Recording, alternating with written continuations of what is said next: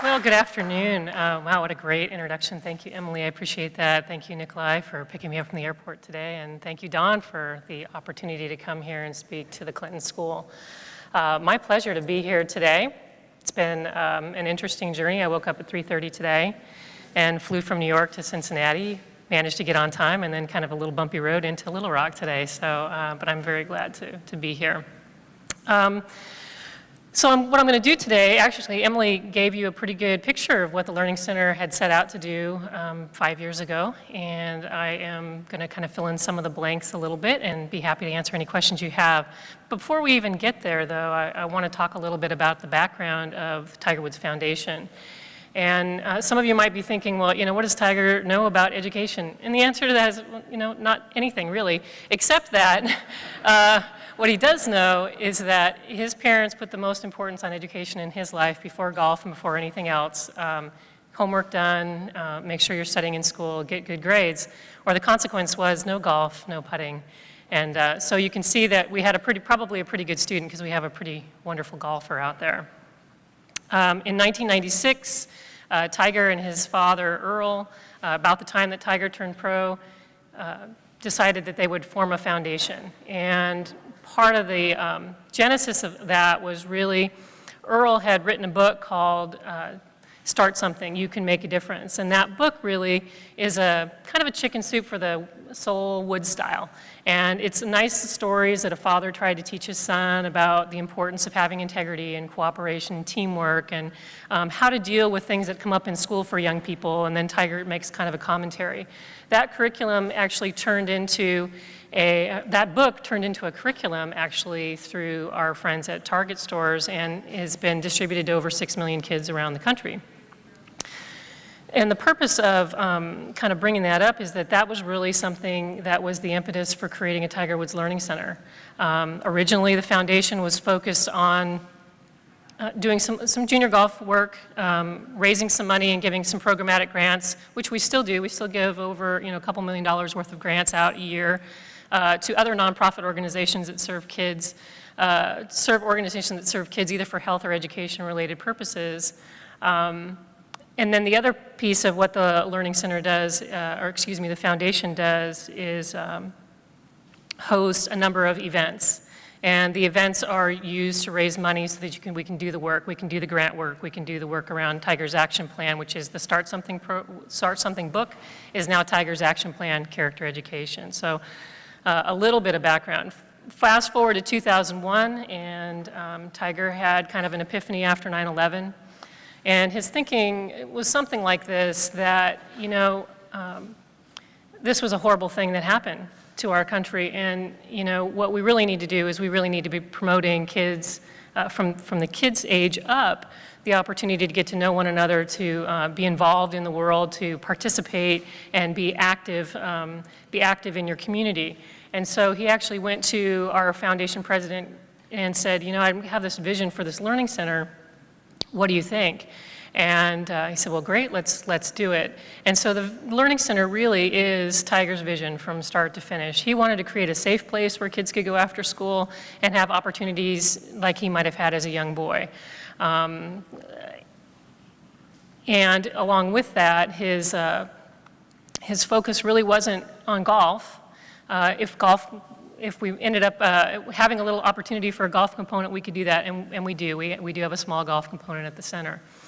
But he said, I think really the key to everything is education, and the more that we can educate kids and teach them how to participate in the greater world and the greater economy, the better off we all are going to be.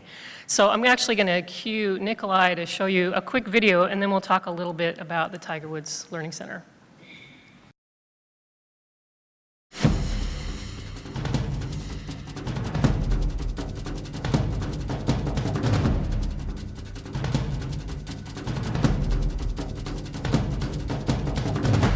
This is certainly bigger than anything I've ever done on the golf course. Golf has been a vehicle for me to do something like this.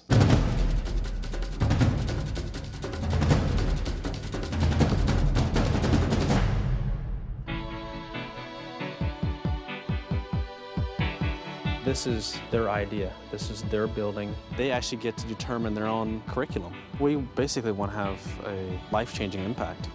The heart is a blue, shoots up through The Learning Center was built for the community, but it has already made an impact in my life. It's not just a place for learning, but much more than that. It's been a place for opportunities, because before the Learning Center, I was on the verge of not even graduating from high school. We want them to understand what it takes to succeed, to understand career paths. I reached the Learning Center where I have found my second family and my second home. I have positive role models. They truly expect great things out of me.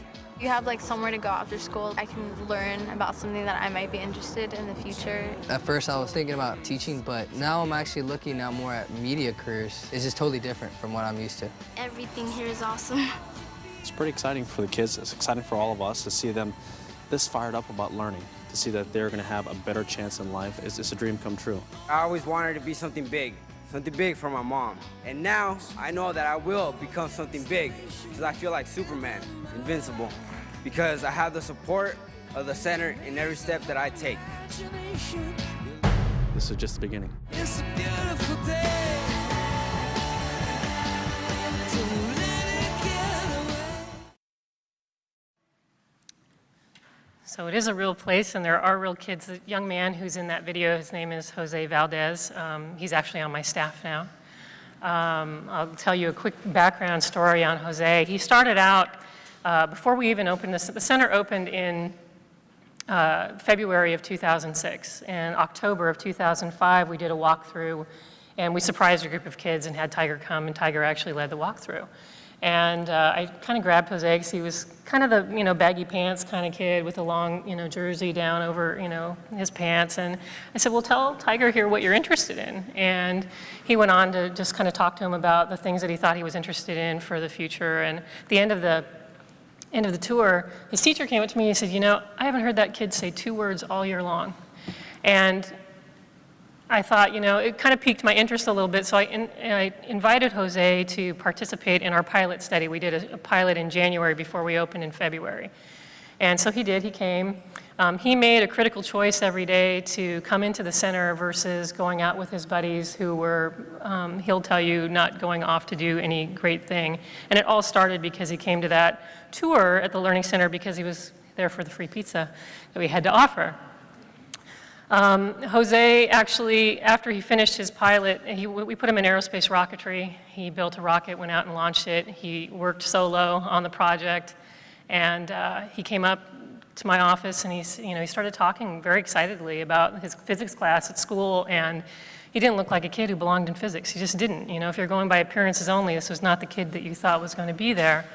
Started talking about the principles in physics that were coming to life for him in the building of this rocket, and he was actually watching it launch. And got kind of a lump in my throat kind of talking to him because here's a kid who was falling through the cracks. I mean, he seriously was not going to graduate from high school. He was missing a lot of school. The school had kind of written him off as a truant. We actually maintained some contact with him. They were put out on the street. He was working 2 jobs himself to help the family. His mom irons linens, table linens, that's what she does. And so we invited him back in February. He was having a pretty good time, tried to get him on track with school, seemed to be doing okay. Came summertime, and I said, Jose, how would you like a job? And absolutely, so he picked up golf balls for the year. And I did it because I was worried about what would happen to him over the summertime. The next year was his senior year in high school. He took 9 classes. He took 0 period. He took 2 adult classes so he could graduate on time with his class, which he did. He is now in his 3rd year of college, has designs on being a civil engineer. It still gives me chills. Without a doubt, he would not have finished school, and it's not easy for him now. He still struggles. He still has gaps in his learning, and we play the role of supporter all the time and cheerleader for him. And this last year, he was actually rewarded with a $5,000 scholarship from a local foundation in California, so he's doing quite well. But we have lots of Jose's, and I think there are lots of Jose's around this country, and Emily, said it very well. They just don't make the connection between what they're learning in school every day and how it applies to the real world. And in its simplest terms, that's all we set out to do at the Learning Center, was try to set up a situation where the kids could figure out, why do I have to be in algebra or geometry or physics? I'm never going to use this. It's like, well, what do you want to be when you grow up? Well, I think I want to be a doctor. I'm like, well, maybe you might want to know some science if you're going to do that, So we have those types of conversations with kids and give them the opportunity to identify their interests, recognize their own potential through a program that focuses very much on authentic learning. So we have 2 core programs, one that operates during the school day. It's focused on 5th graders and their classroom teachers. The 5th graders come as an entire class, and over the course of a week, they're there from 8:30 to 2 o'clock, yes, during the school day. Yes, they got released, and the teachers approved of it, which was all very key. Over the course of that week, the kids become forensic scientists or marine scientists, depending on which week they're there. We rotate those content areas every other month. In forensic science, they do everything from fingerprinting to DNA analysis they do DNA extractions on their own cheek cells. They get to look under microscopes. And at the end of the week, they have a crime scene laid out, and they put all of those skills to work. And really what we're trying to do is engender in kids a curiosity over, well, gee, if forensic science has, all these different careers attached to it, I wonder about medicine, how many different careers are there? Or engineering, which seems to be, a little bit bigger and more vague for them to understand. I wonder how many careers there are there. So simultaneously, while all that's happening, the teachers literally leave their kids at the door, and we take the classroom teachers away, and we work on professional development for them. Most elementary school teachers are really good with the language arts and math and the basics there. They don't have the skills or the comfort level really in teaching science. And so oftentimes what's happened in teaching science at the elementary level is it's reduced to a reading lesson. And so we thought, this is a real opportunity to help teachers understand how they can create hands-on lessons. Let's show them how to work with their materials better. And so we did. We created a couple of hands-on units that they could develop. We provide all the curriculum and the content. And when they're done with their week at the center, they check it out from us. Can use all the materials, they send it back to us, we replenish the kit, send it out to next school. Something else we work with teachers on is Web 2.0 training, a lot of technology training for them. They're learning blogs and wikis and all kinds of neat things and neat tools that they can use. And now they're incorporating digital storytelling into their lesson plans where maybe they never had considered that before. We also transition at about 2:30 when the elementary leave. We have a middle and high school program. It's after school, a 7-week program, 2 days a week. We meant it to mirror kind of a small college campus atmosphere, so the classes are 2 days a week. We talked to the kids about the fact that, we're not going to be ringing bells and tell you where to be, but you need to be there. This is your time schedule. These are the classes that you have to do, and you have to show up for your class on time. The after-school program has about 40 different careers, largely based in STEM, but not completely. And we found those classes because the kids asked for them, very simply. We asked them early on, before we open, what do you think you're missing in school? Or what do you wish you had more time to do? And the number one response from the kids was the arts. There's no time to be creative. And they would like something where they could, do something hands-on. And the second thing they said, which was the number one content area, was science. And so if you think about it, you have a 45 to 50-minute period in most schools. By the time you set up an experiment, you got to pack it up, go home. You don't have time to do that. And for all the good that standards have done, academic standards for us have done, what we're doing now is teaching on the table what it is to be proficient, but we're not really going deep, not allowing the opportunity for kids to go deep and really understand what's happening in a particular content area. So the Learning Center tries to, yes, we meet standards, but we take our time and we allow the kids to go deep in a particular content area. So for example, some of the things you saw on there were rocket science is one where kids will actually learn how to design, build, and eventually launch a rocket. We have a flight technology that actually the kids they learn how to build a wing of an airplane. Eventually they graduate to flying a flight simulator that we have available for them. If they're in engineering, the other thing I should add is that a lot of our programs are done with partners on purpose, because we also want kids to understand when you enter the world of work, pretty unlikely you're going to do it on your own.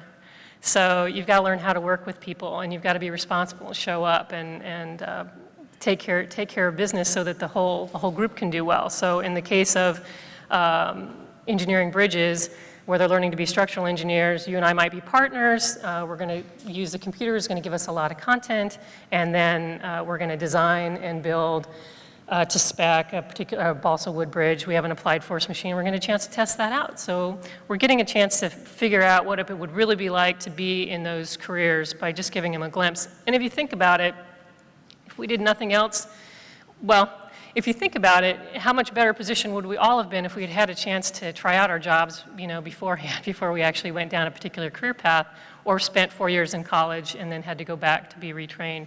So, and if we did nothing else, we've taught kids how to find information and how to become involved and become very active learners themselves. The back end of this thing is important as well, because now we got the kids all fired up over a particular career. Now what are they going to do? So we talk to them about college and how to access college, and we work with their families. In Anaheim, we serve probably about an 85% Latino community, and of that 85%, I would say about 80% of them are low-income families, and most of these kids are first-generation kids that are be going to college. And so we have to work with the families to help them help their children understand that college is okay. It's okay for you to go away to school. And it's a good thing. It's going to be good not only for your child, but it's going to be good for the whole family. And so we do quite a bit of counseling for folks. And we work through FAFSA forms and all of those nightmares that a lot of us know all about. The other thing that we have tried to work on as well is a scholarship piece, and the foundation actually has started a scholarship fund in the name of Earl Woods, Tiger's dad. When he passed away, we accumulated about $1 million in donations. Not asked for them, they just came in, and Tiger matched that, and so we created a scholarship fund. And the scholarship fund itself targets kids who have financial need, have pretty good academic record, but also have a demonstrated record of service to community. That's a huge part of the application process and the essays and things that they have to write. So now we have 25 scholars. It's a $5,000 scholarship, renewable for 4 years. It comes with a mentor that we assign from our network, either one of our board members or our associates. And then we also, each summer, we send all those kids out to internships around the country as well. We feel like we've invested our money in them to get them to college. We have to invest our time and everything else in making sure that they're successful through the process. So we've been providing those opportunities as well. Anyway, there's I'll stop so we can answer some questions and so on, but what I wanted to close with is, Tiger's dad, Earl, said very early on, when the foundation was started, that Tiger is not going to be remembered for he may be remembered for being the greatest golfer in the world, but his efforts off of the golf course will make him far more valuable to the world than maybe even people realize right now. So I'm proud to work for the foundation. It's been a great, great ride, and I appreciate the opportunity to share a little bit about it, and I'm happy to answer any questions that you might have.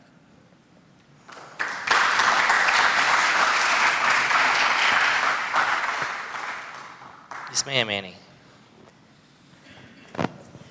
I'm so excited about your presentation. The fastest growing wasteland is coming from truancy, dropout, poverty. And I know many of us watched last night the Latino story. And we've had previously to that the African American. Both of those minorities, groups, are contributing the most to those that I just identified. The other thing, as a retired educator, we are struggling to try to find success stories like what Tiger's Learning Center is. We have charter schools, we have homeschooling, we have parochial private schools, we have magnet schools, and then we have the traditional school that the teachers, I believe, were prepared for the 20th century. When I look at what's going on at that center, you are investing in teachers who are capable of teaching 21st century children, yep, who will be the future for the 22nd century. So I want to know, what about the budget, the startup budget, and how you marketed it I think you did a little bit about sharing how you Sure. purged with the pilot. Sure, let's see if I can hit all of that. Thank you for your question.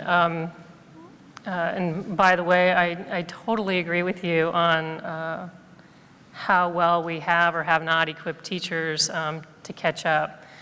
We keep saying, well, we got to prepare kids for the 21st century. It's like, we're in it. You know, we're already late. Our budget for the Learning Center is just a little under $3 million annually. Most of the funding from that comes from the foundation and from Tiger himself. Some of the money will come from grants and things that we're writing for particular programs or for operational purposes. And then we hold an event every year. It was just last weekend, as a matter of fact. It's a concert auction, silent auction, that raises the rest of the funding. The scholarship dollars are all come through the foundation. We actually have just announced a new branch of the Earlwood Scholars. It's sponsored by Chevron. And they're going to be offering scholarships to kids who are interested in STEM careers. Initially, we're starting in California. That's where their main presence is. But it's a $10,000 scholarship for 4 years that I think will have real legs. The other thing that we're doing, which I think is a really interesting thing and something that I think you could replicate here, is we've started a program called OCCAN. It's Orange County College Access Network. And that program targets underserved kids as they're rising to their senior year. So we find them in their junior year. Over the summer, we give them kind of a boot camp of going through the college application process, do some Princeton review, SAT prep, those types of things. And then right now we're focusing on the college application process, and basically they're getting like a one-on-one counseling on how to, navigate that process. The dollars do not go towards scholarships, though. The dollars go towards, our goal is to get all of those kids full financial aid packages from some of the private universities in the Midwest and around the country. They can all go to the state school, we have a pretty good state system. Forget the fact that we have no money right now, but we do have pretty good state schools. But those dollars go to pay for a winter coat or a trip home or those types of things. And this is our first year actually piloting that program. I think it's going to have real legs, and I think it's real replicable for any community. The return on investment, we piloted after a Los Angeles firm. They said for every $500,000 invested, they had a $1.5 million return in terms of scholarship dollars for kids, which is amazing. So just helping get kids there. So thank you. There we go. 1 second. Thank you. I don't quite know where to begin, except for my lifelong observation that young children do not set out to fail in school. They set out to succeed. They're excited about kindergarten and first grade and second grade. And even when they come from underprivileged circumstances, school can be a safe haven and a wonderful place to go. Having been the mother of 2 young men who are now in their 30s, and having gone with them through the public health system and watched them and their friends struggle, watching young children struggle, and then watching them become teenagers and becoming truant and dropping out, whether or not they come from poverty, whatever their ethnicity is. I've seen bright children fail in school, and it's no wonder they get involved in drugs and drop out. If we were in an environment that was so uncomfortable for us, where we failed every single day, we'd leave. But yet they're trapped. If they're not dropping out, they're trapped in that situation. Now, end of the story, both my children have actually done very well, but I'm very sensitive to the children who are falling between the cracks. And I especially perked up my ears when I heard you talk about developing the teachers.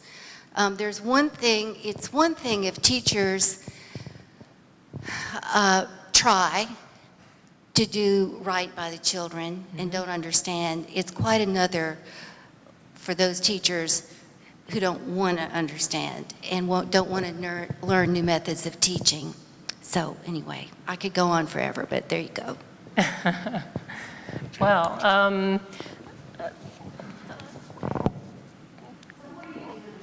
yeah, I'm trying to think of ways to address your question that won't sound insulting to, my colleagues in public education. I was public educator as well, and a principal and an assistant principal, and I think there's a couple of things that we really try to do at the center that are important. One is that we have high academic standards for kids. There's nothing watered down. The curriculum that you see is difficult, it's intense, but it's engaging and it's interesting and it keeps their interest. There's engagement in that place like you've never seen. The other part of it was we tried to mirror the best of what the Boys and Girls Clubs and YMCAs have been doing for years in terms of positive youth development.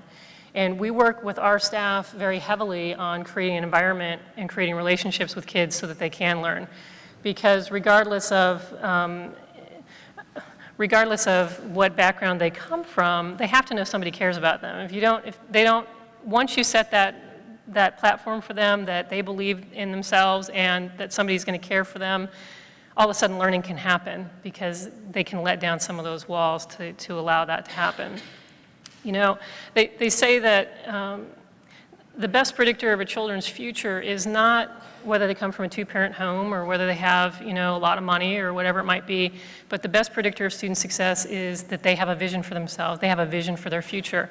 And I think where we fall short sometimes in education is that we don't provide that. We provide the basics, we provide this tabletop, and we don't go deep at all. And I think that's where everybody's losing out, is we really need to, we are still, if you think about it, our classrooms, for all intents and purposes, are exactly as they were when it was a one-room schoolhouse. It's exactly the same. Rows, desks, teacher expectations and rules. And I think those types of things need to be addressed and changed.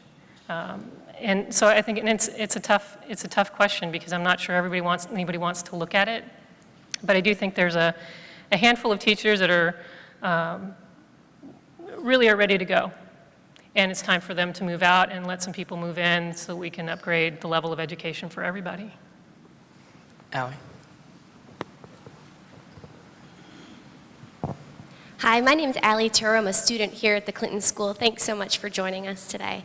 I was wondering if you could speak to the personal transition that you made as an educational leader from being a school principal at a system level position to now a leader in a more innovative, student-centered, community-based institution. And because oftentimes those two spheres are very mutually exclusive of each other. And so if you could talk about that transition, and then also if you could address whether or not the foundation has any plans to influence education policy in the future. Okay, interesting. Well, personal journey, it's funny, one of the school districts that we work for, we actually had a group of principals come in, and the superintendent, who was very involved in the development of the center early on, asked me if I would talk to them, and his question was very similar to yours. Looking back now, if you were a principal, what do you think? And I probably didn't appreciate my answer. My answer was I would have taken a lot more risks, and I would have asked for forgiveness later. Seriously, it's been a very freeing experience as an educator to have kind of the barriers lifted, and the opportunity to really make a difference for kids. I'm enjoying. I had a great school and great teachers and great kids and great families that I worked for, and it was a difficult school.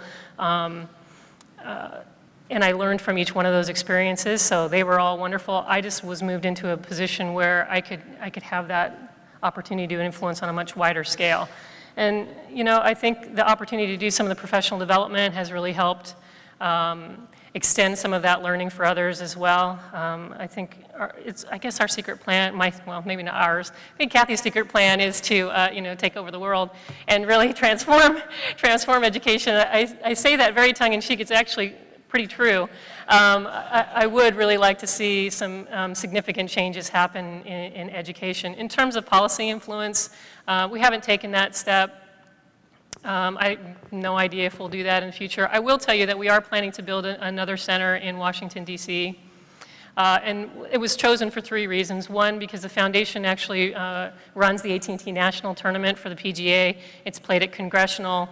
And it's the practice of the foundation that when we work and have an event in a community that we give back to that community. So we thought, what a better gift that we could give a community than a Tiger Woods Learning Center.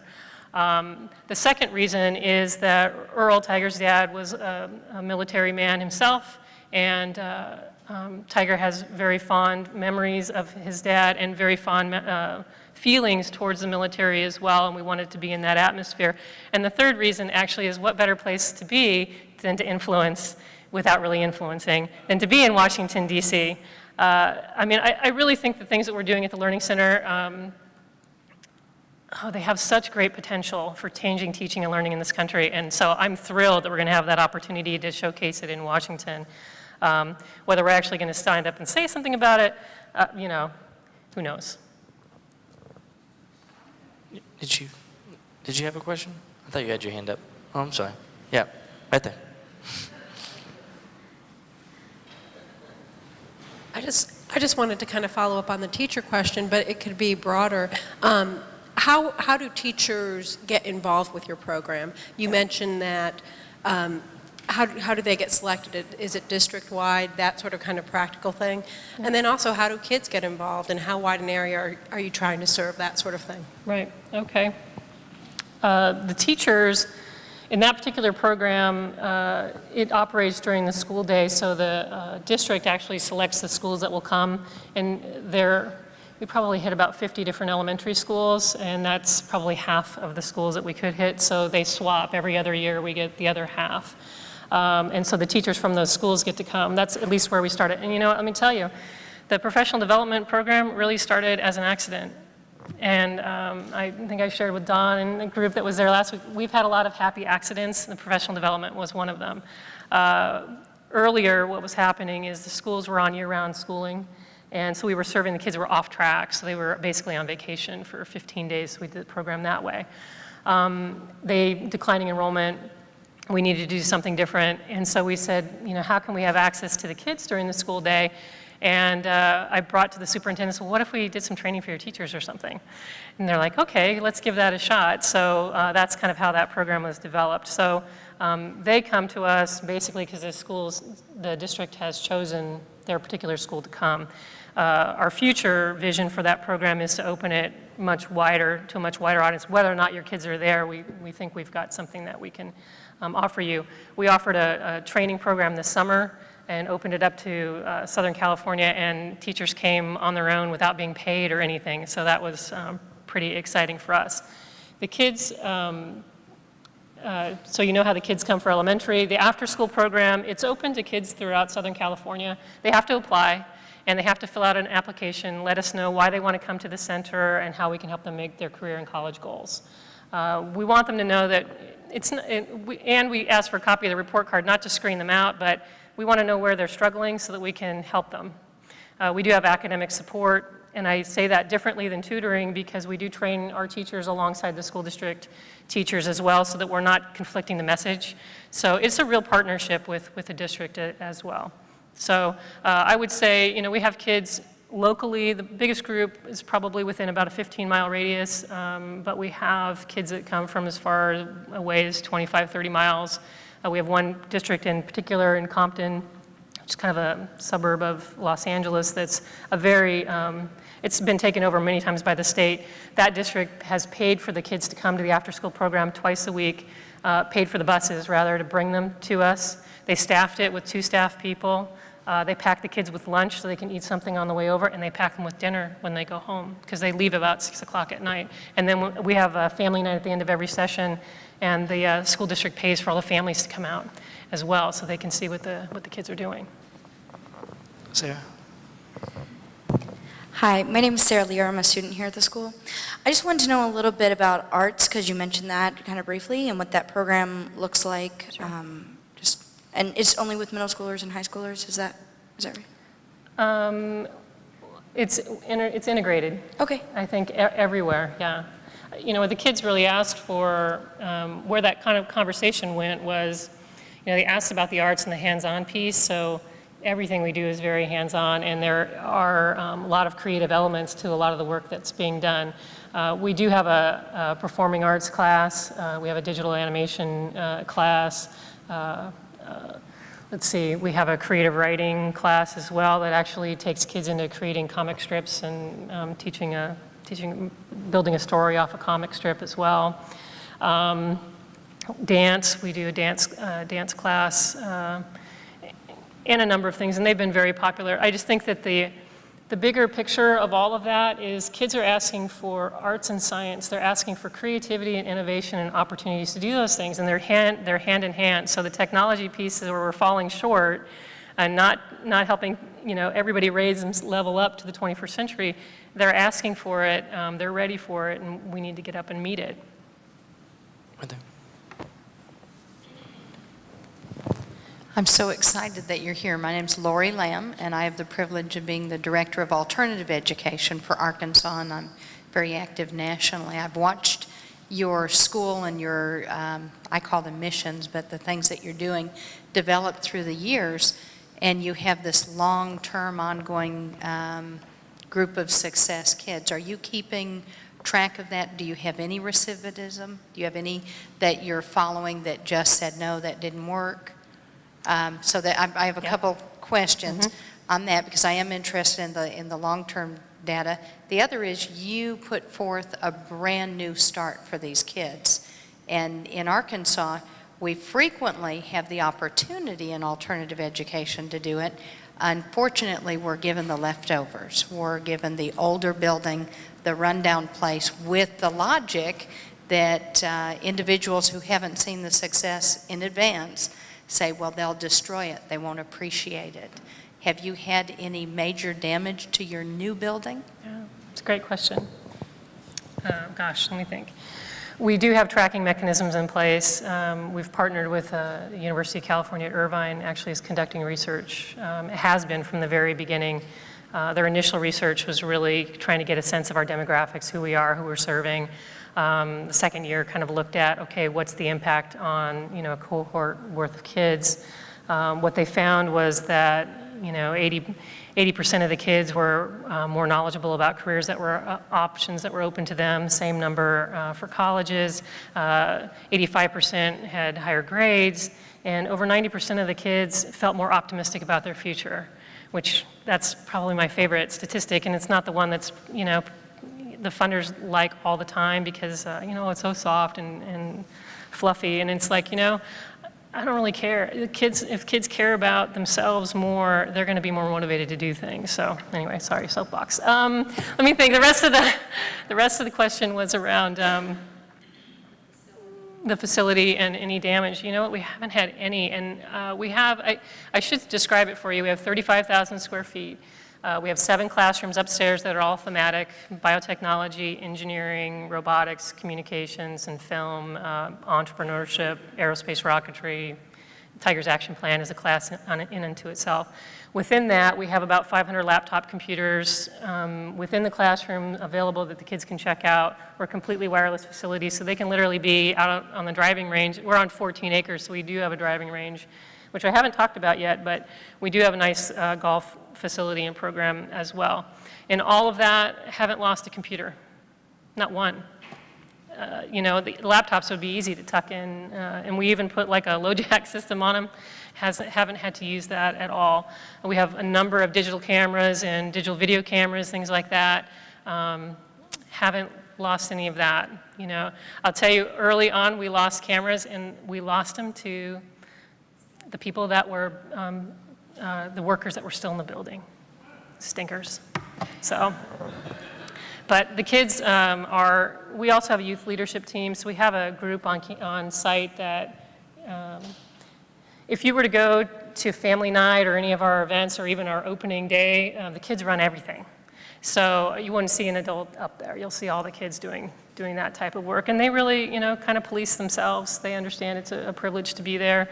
I have asked somebody to step away for a session, and then when they come back, I meet with them, and we have kind of a Q&A over why I should let them come back in, and I want to know what they've been doing themselves.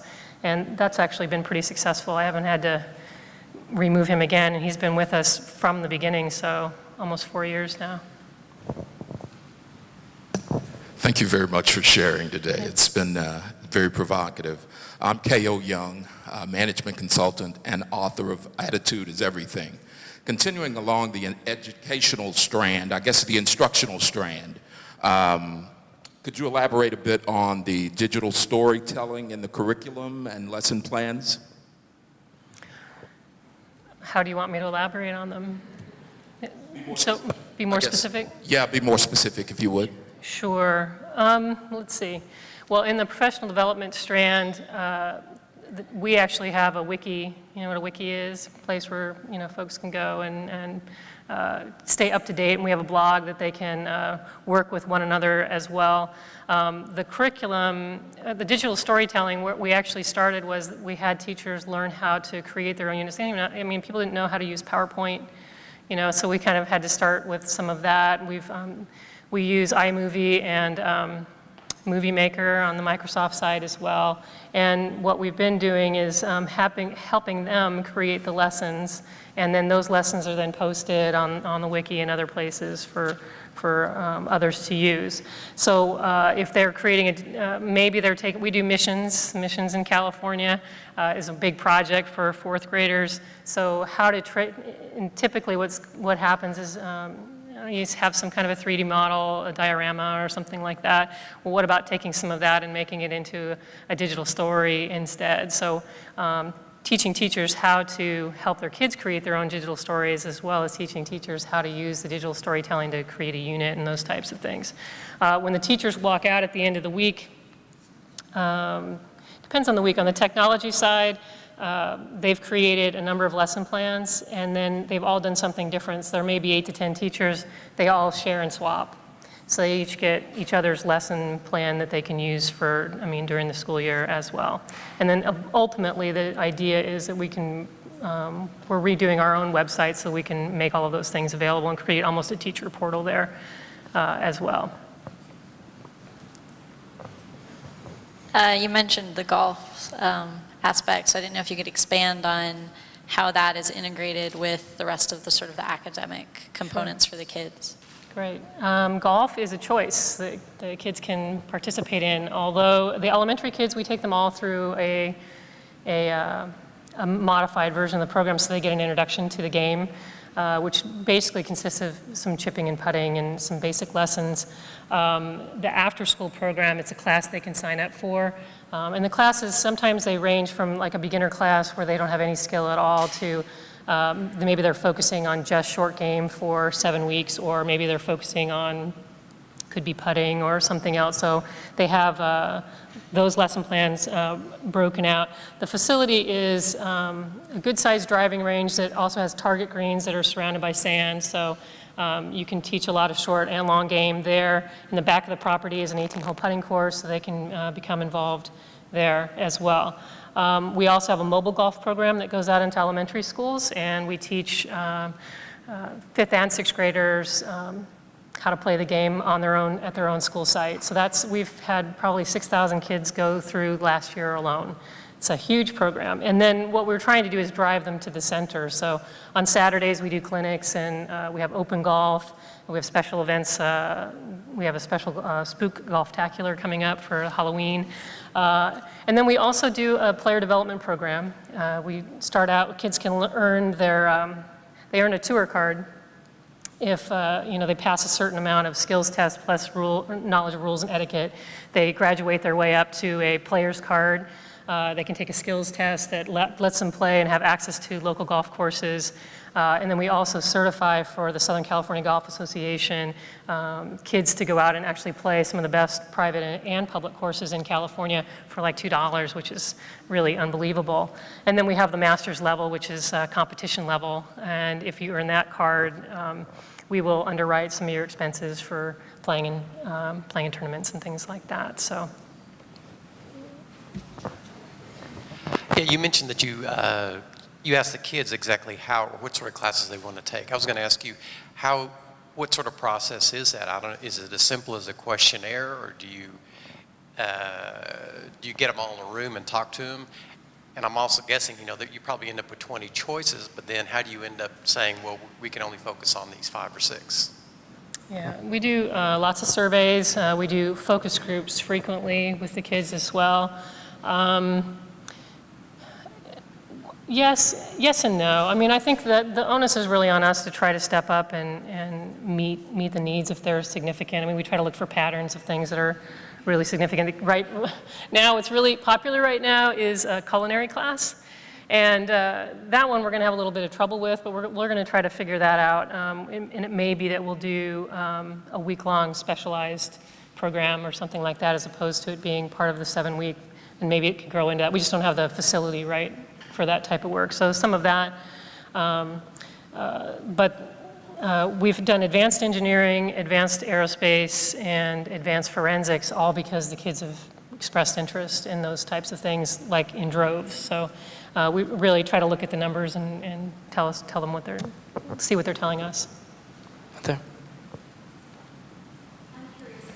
Search and selecting, recruiting the program leaders or learning leaders, I'm not sure what you call them, probably not teachers, but how that differed from when you were recruiting and selecting teachers in your school. Mm-hmm.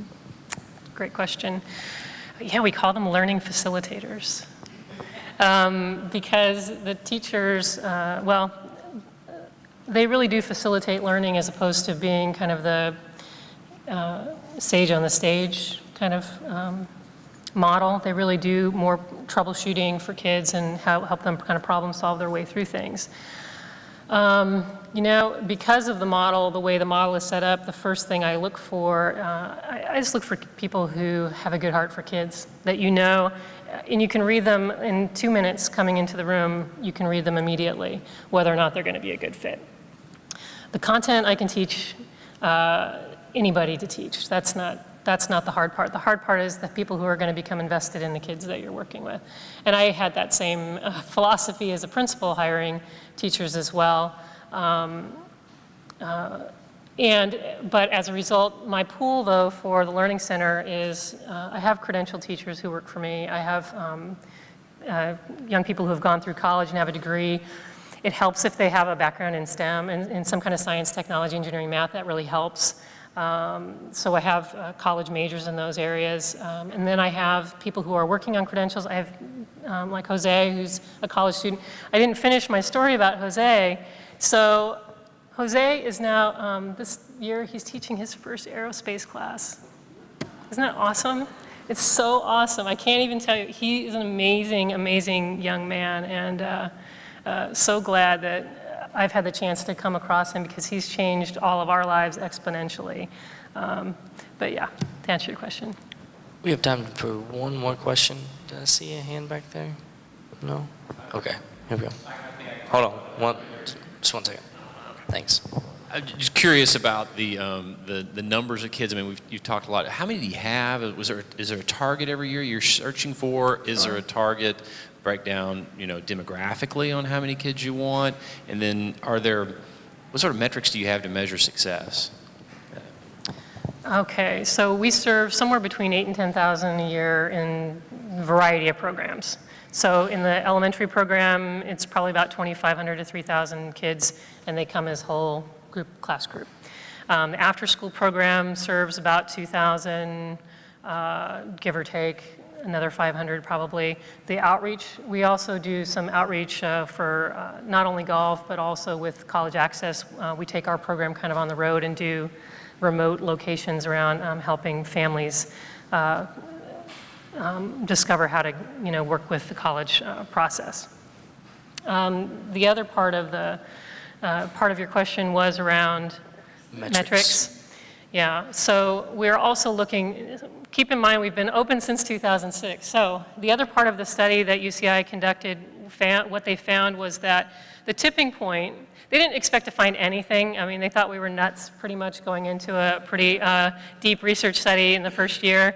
But what they did find was that there was a significant change after 30 days. So if I had the kids for 30 days, that was the tipping point when you started to see all these positive outcomes. So now we're continuing our research with UCI and looking at, okay, what gets kids to 30 days? What are the programs? Who are the people? And really trying to analyze what are those things that are making us achieve the 30-day mark. The other thing that we're looking at is we are tracking, going back to the tracking question, the kids who are coming through the center, where are they going to college? Are they, well, graduating high school? That will be one. Second will be matriculating into college. That'll be another. We're looking at the reliability and validity of increase in science scores and those types of things, and seeing if it makes sense to measure that. That's a tough one for us to do for a lot of reasons, just because we have the kids for short, finite pieces of time, and you don't know. It's going to be hard for us to make a statement that says, well, because they came to the Tiger Woods Learning Center, they're 75% better in science. I don't know. So, but we're looking at it to see if there's a way for us to justify that kind of those types of things as well.